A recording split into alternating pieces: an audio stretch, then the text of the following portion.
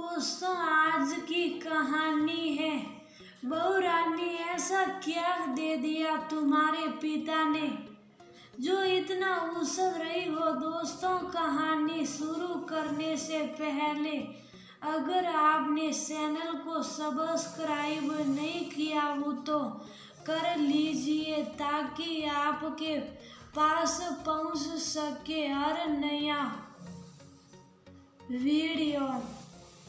माँ मेरी हर चीज मुझ तक पहुँचने से पहले जीजी तक पहुँच जाती है। यही मेरे लिए हमेशा आपका सरप्राइज गिफ्ट रहता है। जब लाती है तो मुझे ये कहकर दिखाती है कि ये लो तुम्हारे लिए लाई हूँ और अपने पास छुपा कर रख लेती है। मैं इंतजार ही करती रह जाती हूँ कि वह चीज आप मुझे कब पहनने के लिए देगी।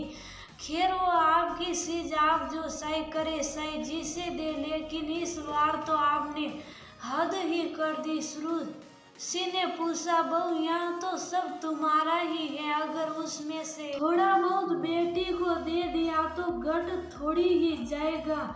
हम लोग तो अपने मायके की भी हर चीज अपनी नंदों को दे देते थे, उप भी नहीं करते थे। तुम्हारी जरा सी चीज उठाकर ले ली तो तुम मुझसे जवाब दे कर रही हो। ललिता जी तमकते हुए बोली, जरा सी चीज नहीं थी, वह मेरे मायके का हार था। आपने मुझसे बिना पूछे ही उठाकर जीजी को दे दिया। अरे पहनने के लिए लिया है, कोई हमेशा के लिए नहीं लिया है जो तुम इतना नंग नाच दिखा रही हो। पहनने के लिए लेना तो कम से कम एक बार तो मुझसे पूछ तो लिया होता।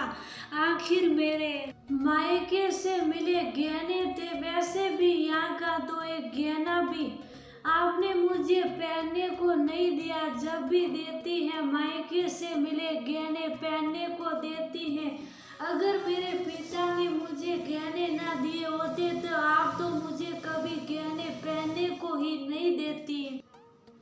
मैं हमेशा गहनों पर नाम पर नंगी बूसी रहती। ऐसा क्या दे दिया तुम्हारे पिता ने जो इतना उछल रही हो। एक हल्का सा शेर दे दिया, उस पर इतना इतरा रही हो। हमने तो अपनी बेटी को इतना भारी सेट और हाथ के कंगन दिए, दामाद जी को भी भारी सी अंगूठी और गले की चैन दी। जिस समय दामाद जी को अंगूठी चैन पहनाई और बेटी हमारे गहने पहनकर विदा हुई तो सबकी आगे सूदिया गई थी। हर कोई तारीफ कर रहा था। तुम्हारे पिता ने गहनों के नाम पर ये हल्का पतला सेट पकड़ा दिया। हाथ के कंगन और दामाद को चैन तो वो ने दी नहीं। माँ आप जो अपने दिए गहनों का इतना गुणगान कर रही, वो आपने अपनी बेटी को दिए हैं, बहू को नहीं। बहू को तो आपने एक नाक की कील भी नहीं दी, वो भी ये कहकर हमारे यहाँ नाक की कील और बीसी हमेशा मायके के पहने जाते हैं। आपने अपना पल्ला झाड़ दिया।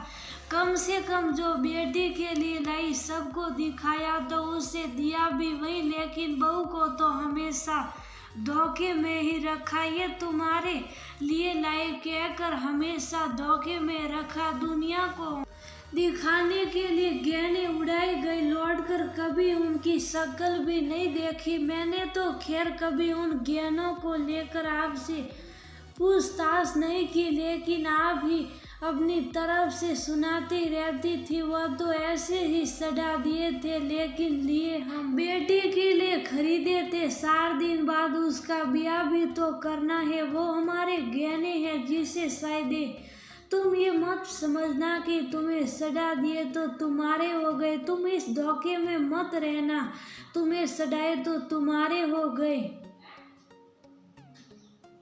कभी देखने पहनने को भी नहीं, ऊपर से पूरी ठसक से सुनाती भी रहती थी। मैं तो कहती हूँ जब देने नहीं तो फालतू का दिखावा क्यों करना। मेरे पिता को जो देना था वो उन्होंने दुनिया के सामने दिया, ये नहीं किया कि दुनिया के सामने कुछ और अंदर की कहानी कुछ और। मुझे आपके गहने चाहिए भी नहीं, आप उन्हें अपने पास रखिए या बेटी को दीजिए, लेकिन मेरे मायके के गहनों पर आंखें मत गड़ाई। मेरे पिता ने अपनी मेहनत की गाड़ी कमाई से खरीद कर दिए हैं। आपको बहुत बहुत बधाइयाँ। जिनके पास बेटी को देने के लिए बहुत खुश है, लेकिन बहू को देने के लिए कुछ भी नहीं।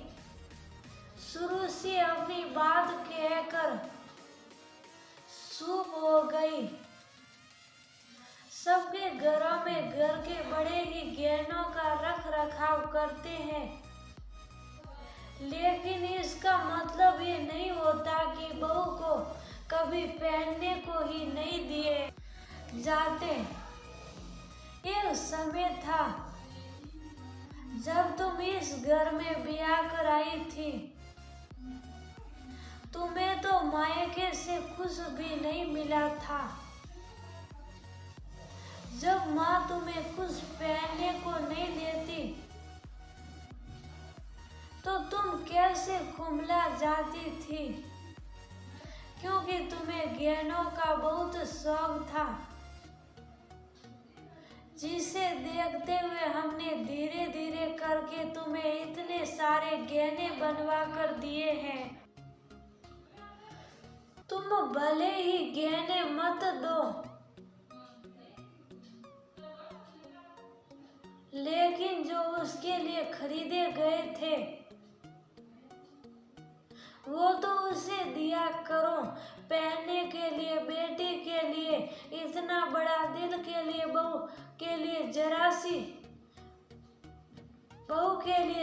सी जगह नहीं।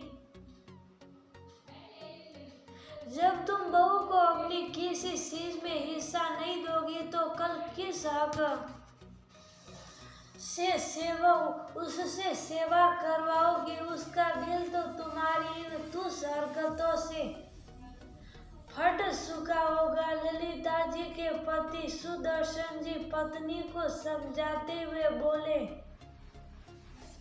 दोस्तों ऐसा क्यों होता है? ससुराल में बहू को पूरा घर तो संभालने को दे दिया जाता है, लेकिन गहने वगैरह तो उसे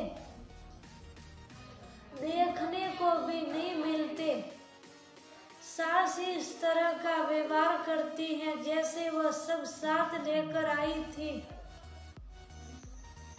उन्हें भी तो अपनी सास से विरासत में गहने मिलते हैं, तो फिर वह खुद क्यों जीते जी बहू को क्यों नहीं सौंपती? ऐसे ही घरों में बड़ों के नहीं रहने पर लड़ाई झगड़े होते, क्योंकि ऐसे घरों में बड़े जब तक जीवित रहते हैं